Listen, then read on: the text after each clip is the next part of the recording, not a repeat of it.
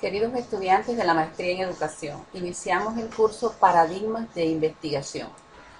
La unidad 1 continúa con el tema 3, tipos y diseños de investigación cuantitativa. La investigación cuantitativa, que es, en este momento de la investigación cuantitativa o en esta fase donde vamos a definir el tipo de investigación a realizar, y esto se apoya mucho en la revisión de la literatura y la perspectiva del estudio que hemos hecho y de los objetivos que nos hemos propuesto en la investigación, tiene en cuenta 4 tipos de investigación o alcances de la investigación. Está el estudio exploratorio, donde se investigan problemas poco estudiados, se indaga desde una perspectiva innovadora un proceso para identificar conceptos y posiblemente ser la base de nuevos estudios. Un segundo tipo de investigación cuantitativa o de alcance del estudio cuantitativo es el tipo descriptivo, en el cual se considera la descripción de un fenómeno estudiado, de cuáles son sus componentes, cuáles son sus variables. Un tercer proceso son los correlacionales. Estos procesos correlacionales permiten ofrecer predicciones y explicar la relación que pudieran darse entre dos o más variables en ese proceso de investigación. Así, el cuarto tipo es la investigación o las investigaciones explicativas, que permiten encontrar causas de los fenómenos que estamos estudiando, de manera que generen el entendimiento o el sentido de ese proceso de investigación. La elección del diseño de investigación. En la elección del diseño de investigación, que tiene como propósito responder a preguntas de investigación para lograr el objetivo y someter una hipótesis a prueba, tenemos diferentes tipos: los diseños experimentales y los diseños no experimentales. Los diseños no experimentales, que son los que no administran tratamiento, o sea, no se hace experimento, pueden ser de tipo transeccionales o transversales o longitudinales. ¿Qué característica tiene el estudio transversal? Que recolecta datos en un único momento de toda una historia, de todo un momento, de toda una vida de ese fenómeno que se está investigando. ¿Cuáles son los tipos de estudios transversales? Recuerden que son un único momento, un estudio en un único momento, y lo podemos hacer de tipo exploratorio, de tipo descriptivo o de tipo correlacional causal. El propósito de la investigación longitudinal, que es aquella investigación que busca estudiar los cambios durante todo un tiempo, a través de todo un proceso, tiene los tipos de estudios tendenciales, o sea, aquellos que buscan cómo ha cambiado un proceso a través del tiempo. Puede hacer un análisis evolutivo, donde se examinan cambios a través del tiempo en poblaciones o grupos específicos, por ejemplo, a la atención de toda una cohorte en un proceso educativo, o puede ser de panel, que se combinan tanto las tendencias como el estudio evolutivo de un proceso. En el caso de los diseños experimentales, donde se administra tratamiento, donde se introduce una variable independiente para comprobar una hipótesis, pueden ser de 3 tipos. Estudios preexperimentales, que tienen un grado de control mínimo sobre las variables. Casi están presentes todas las fuentes de invalidación. Un estudio de tipo cuasi experimental, en el que se trabaja con grupos intactos, pero se hace un control parcial de las fuentes de invalidación. Y los llamados verdaderos experimentos, donde se trabaja con un grupo conformado aleatoriamente y se hace un control total de las fuentes de invalidación. Estos diseños de investigación de tipo experimental, donde se administran los experimentos, se caracteriza por, como veíamos anteriormente, ser exploratorios, cruciales, confirmatorios y pilotos. Bueno, los estudios exploratorios, se propone una hipótesis y se intenta validarla mediante evidencias empíricas. Cuando el experimento es de un diseño crucial, se trata de decidir entre dos hipótesis contrarias.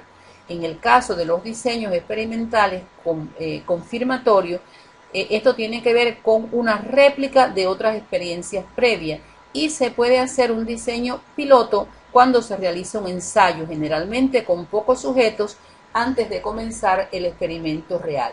En este caso, en los experimentos siempre se tiene en cuenta una variable independiente, que es la causa que se somete a tratamiento en función del cambio que se espera de ese problema de investigación, y un efecto que es la variable dependiente, en la cual en el proceso siempre se existen algunas variables extrañas que se deben tener en cuenta a los efectos de que no afecten los resultados que se esperan de ese proceso.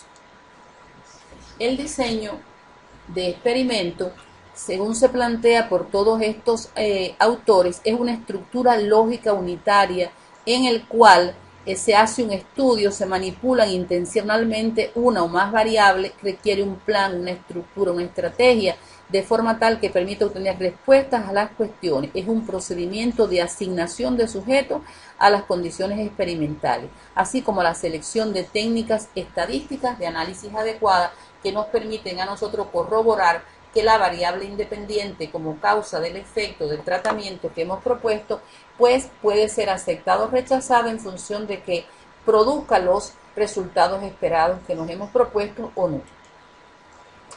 La selección de la muestra, que es una fase bien importante en el proceso de la investigación, permite definir los casos, o sea, quiénes son los que participan en ese proceso de investigación, que pueden ser seres vivos, pueden ser objetos, fenómenos, sucesos, comunidades, sobre los cuales o de los cuales se recolectarán los datos. Así se puede delimitar la población, se elige el método de selección de la muestra, ya sea probabilístico o no probabilístico, se precisa el tamaño de la muestra, se aplica el procedimiento de selección y se obtiene la muestra. En cuanto a la recolección de los datos cuantitativos, una vez determinada la muestra, se define la forma idónea de recolectar los datos de acuerdo con el planteamiento del problema y las etapas previas de la investigación. Se selecciona o elabora uno o varios instrumentos o métodos para recolectar los datos requeridos. Se aplican los instrumentos o los métodos, se obtienen los datos, se codifican los datos y se archivan los datos y se preparan para su análisis. ¿Cómo se realiza el análisis de datos cuantitativos? Se decide el programa de análisis de datos que se utilizará, si fuera necesario, por el tamaño de la muestra. Si es una muestra pequeña, se puede llegar a hacer un análisis manual. Se exploran los datos obtenidos en la recolección, se analiza descriptivamente los datos por cada variable, se visualizan los datos por variable, se evalúa la confiabilidad, validez y objetividad de los instrumentos de medición utilizados, se analiza e interpreta mediante pruebas estadísticas las hipótesis planteadas con análisis estadístico inferencial, se realiza análisis adicionales y se preparan los resultados para presentarlos. El reporte de resultados del proceso cuantitativo es la fase que ya nos permite a nosotros escribir, redactar a qué resultados hemos llegado en todo nuestro proceso de investigación. Les quería comentar que como proceso las diferentes fases se van interconectando unas con otras, de manera tal que no hay que esperar al final para hacer este reporte de resultados, porque en definitiva, en la medida, por ejemplo, que se va haciendo se va aplicando algún instrumento empírico a los efectos del diagnóstico, en un momento inicial de la formulación del problema o en un momento adentrado en el proceso de investigación, se puede ir procesando los resultados cuantitativos y se va a ir, ya desde ahí se comienza la elaboración del reporte. Incluso también se hace reporte desde que estamos elaborando el marco teórico de la investigación. Bueno, el reporte de investigación tiene mucho que ver con la definición del usuario, o sea, a veces se reportan los resultados del proceso cuantitativo para hacer, digamos, un artículo, pero otras veces para escribir una tesis, otras veces para hacer una ponencia de investigación. Y en función de ello es importante saber hacia quién va dirigido el reporte que estamos haciendo. Se selecciona el tipo de reporte, qué formato vamos a utilizar y el contexto académico o no académico que va a ser usuario de lectura de nuestro proceso que estamos redactando. Se elabora el reporte y el material incluso adicional o correspondiente que se requiere para que se comprenda mejor el trabajo que estamos realizando. Se presenta el reporte y ese reporte debe tener en cuenta ser creativo, incluir elementos gráficos, manuales de estilo, referencias bibliográficas, formato, etcétera, muy en función del usuario que va a ser objeto de revisión de este reporte. Aquí le queremos colocar algunos elementos de reporte de investigación cuando el mismo va a ser específicamente un artículo científico de investigación. Independientemente que ustedes van a tener un curso posterior en semestres más avanzados sobre artículos científicos, desde ya le queremos decir que uno de los elementos de salida o de hacer difusión y divulgación de los resultados que se van encontrando en la investigación es el artículo científico. Y de manera general este reporte de investigación contiene artículos, el nombre de los autores, la institución, ciudad y fecha. Hay un índice o tabla de contenidos, un resumen en el cual se contiene la problemática y los elementos más importantes y aportes de la investigación, y el informe tiene introducción. En esa introducción pues se apoya de manera sucinta en los antecedentes de la investigación, el problema, objetivos, pregunta, justificación y el impacto de este proceso de investigación. Se elabora un breve marco teórico del estado del arte sobre los fundamentos que justifican el problema y nuestra propuesta, qué métodos se utilizaron, qué tipo de investigación, qué tipo de diseño, a qué resultados hemos llegado en cuanto a los datos, el procesamiento estadístico, hallazgos, aporte y finalmente qué conclusiones hacemos nosotros de la generalización de afirmaciones generalizadas de este proceso que hemos seguido. Siempre se hace la referencia bibliográfica, sobre todo de las fuentes primarias utilizadas en el marco teórico, y pues se sigue un ordenamiento alfabético en una regla determinada que siempre se acoge, digamos, al tipo de revista o a los requisitos de elaboración de la tesis. Hay apéndices o anexos que pueden ayudar mucho a la comprensión del proceso de investigación, como por ejemplo los instrumentos que se han utilizado para obtener los datos. Y pues siempre que se elabora un artículo nos acogemos a las características o requisitos que propone la revista, entre ellos todos estos elementos que hemos visto a continuación, pero además también el número de hojas que puede tener esa publicación que requiere la revista para la cual estamos nosotros elaborando el artículo. Hasta el momento hemos trabajado toda la unidad 1 relacionada con paradigmas de investigación y la investigación cuantitativa.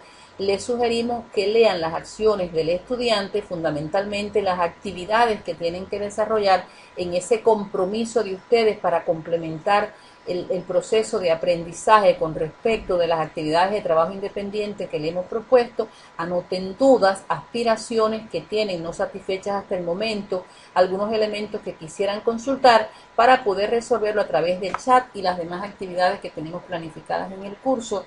Muchas gracias, esperamos éxito en este proceso.